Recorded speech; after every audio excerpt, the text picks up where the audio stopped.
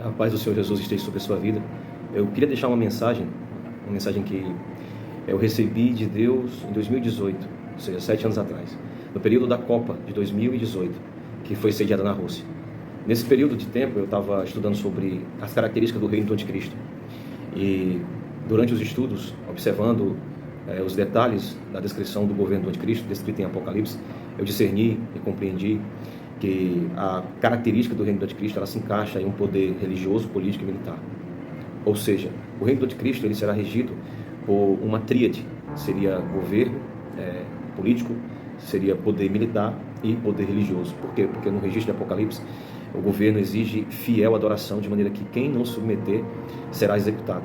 E no capítulo 20 de Apocalipse, verso 4, que descreve Jesus voltando para a terra, ele ressuscita os que morreram ao resistir o sistema.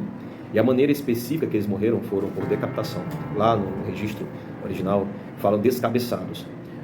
Na tradução do português que você pode encontrar na sua Bíblia de Ferreira de Almeida, está escrito degolado, mas a palavra no grego traduzida lá é descabeçado, ou seja, decapitados. E isso me fez entender que o governo do anticristo ele usa uma execução arcaica, que me traz à memória a maneira que o Islã ele executa os seus inimigos. A Bíblia fala sobre 6 impérios em que Jesus se manifestou como Filho de Deus. Seria o tempo da plenitude, como está escrito em Gálatas. Nesse período, Jesus, por meio da sua revelação dada a João em Apocalipse, que estava exilado na ilha de Patmos, foi profetizado que um 7º reino se levantaria e esse seria o 8º. E na história nós temos a sequência dos reinos que se levantaram. O primeiro reino que se levantou foi o Egito, o segundo foi a Síria, o terceiro foi Babilônia, o quarto Medopécia, o quinto foi a Grécia e o sexto foi Roma. E aí vem o 7º. O próprio reino que sucede o outro surge de dentro dele mesmo. O reino que sucedeu Roma e dominou Roma foi os turco-otomanos. Quem eram os turco-otomanos? Eles eram os islâmicos, os muçulmanos. Então, na sequência, eles são, historicamente, o 7º império, que durou pouco tempo em comparação aos outros impérios, que duraram mais tempo. Porém, o texto diz que ele se levantará, é o 8º, mas é o 7º. Ou seja, querendo dizer que esse sistema voltará. Então, me veio à memória que esse texto de Apocalipse aponta para um domínio religioso que se caracteriza e aponta para o Islã, porque o Islã ele é político, militar e religioso. Eles são monoteístas, adoram o único Deus. E sabemos que o Deus que eles adoram não é o mesmo que o nosso, porque o nosso enviou seu Filho, Jesus Cristo, o próprio Deus que se fez carne. E o Islã não acredita na justificação dos pecados pela cruz. Então, isso também encaixa na passagem lá de João, que diz que o Espírito do Anticristo é aquele que rejeita que o Filho de Deus veio em carne. Então, a partir desses estudos, eu fui compreendendo o que Deus estava querendo falar comigo. E no belo dia, nesse ano de 2018, eu tive um sonho. E nesse sonho, eu pregava na rua. Eu estava todo suado, pregava insistindo às pessoas que se arrependessem, porque Jesus estava voltando. E a frase que me traz à memória os dias de hoje, o que está acontecendo, é que na pregação eu dizia várias vezes, a próxima Copa é a última. A próxima Copa é a última. E a Copa estava sendo sediada na Rússia. Então, de acordo com o sonho, a próxima Copa seria em 2022, que foi numa região, em Catar, região dos países islâmicos. A predominância religiosa daquela região é islâmico, muçulmanos. E da mesma forma também na Rússia, lá a porcentagem de religiosos, a maioria é islâmico, muçulmano. Então Deus me fez entender esse propósito, me fez entender e compreender o que está por vir sobre a humanidade. E aí esses acontecimentos que têm ocorrido me trouxe à memória essa mensagem. E é claro que eu não estou aqui como profeta, alguém que está passando definitivamente uma mensagem que vai acontecer, mas por meio do que eu creio, no relacionamento que eu tenho com Deus, eu acredito que vai se cumprir o que Deus falou através do sonho. O Senhor falou no sonho, eu creio, porque eu estava pregando o nome dele, estava pregando a palavra dele. No sonho dizia que a próxima Copa seria a última. Então, de acordo com o sonho, a próxima Copa de 2018 foi para 2022. Ou seja, a de 2026 já está agendada, está todo mundo na expectativa de acontecer. Mas você já parou para pensar que o clima em relação às diplomacias entre países não está amigável? Que tudo está para acontecer. Ou seja, tudo está para acontecer uma guerra mundial e isso impossibilitará de haver uma Copa. E me veio nessa memória que Deus me deu esse sonho.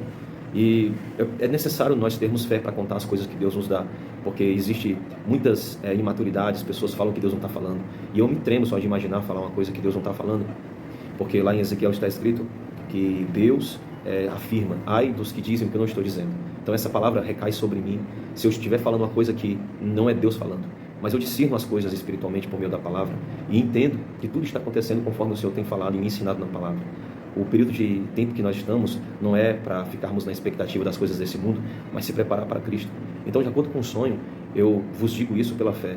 que tudo que está acontecendo possivelmente evitará que haja uma Copa, o que me faz entender que está muito próximo de Jesus arrebatar a igreja, levar o seu povo, porque a guerra que irá se instalar, ela será de nível nuclear, o que vai se encaixar exatamente com as passagens de Apocalipse, porque o texto lá diz que os juízos que vêm destrói a humanidade em um terço. Então será intenso o que está por vir. Então é necessário meditarmos sobre isso, porque também não adianta eu contar uma coisa depois que acontecer. Imagine que chegue o ano que vem e seja anunciado que devido aos conflitos diplomáticos, conflitos de guerra, não haverá Copa. E aí venho eu aqui e digo, tá vendo? Deus me falou isso aí. Então não terá o mesmo efeito. Isso traz à minha memória o que Jesus falou lá em João capítulo 3, lá no verso 19 e 20, ele diz, ele prediz a sua morte na cruz e fala para os discípulos, eu vos digo isso para que quando aconteça, vocês creiam. Então é necessário nós contarmos as coisas que Deus nos dá antes de acontecer, e a gente tem que falar com fé, e eu falo aqui pela fé, pelo sonho que Deus me deu. Eu tirei muito para os meus companheiros de fé, também digo para os meus filhos, que aqui e acolá ficam conversando sobre os próximos jogos que vai acontecer na Copa, e eu digo, pelo sonho que eu tive, tudo está para acontecer, que não vai haver Copa não. Então fiquem meditando sobre o que eu estou falando, leiam, orem a Deus, porque atualmente a nossa nação brasileira ela é contra Israel. Se você ler Gênesis 12, o próprio Deus deixa claro que quem se levantar contra Israel, Deus se levantará contra. Essa nação ela está sob juízo divino, porque os atuais líderes políticos dessa nação, o poder executivo, ele é pró-Islã, eles são a favor, ou seja, dos que são contra Israel. O Senhor falou claramente para os descendentes de Abraão, que é os israelitas. Ele disse, quem te amaldiçoar, eu vou amaldiçoar. Quem te bendizer, eu vou bendizer. Então, se houver uma guerra, a nação brasileira ela será convocada pelos líderes políticos dessa nação a ir contra Israel. E, atualmente, como vocês já foram informados, a embaixada de Israel aqui no Brasil se fechou. Ou seja, fechou, porque já foi anunciado o favor do atual governo contra os inimigos de Israel. Eles são a favor dos inimigos de Israel. Então, o clima, de forma diplomática, não está amigável para uma próxima Copa. E aqui eu venho, nessa mensagem, dizer para vocês que fiquem atentos. Jesus está voltando, tá bom? Deus abençoe. Espero que essa mensagem edifique você e coloque temor no teu coração. Deus abençoe.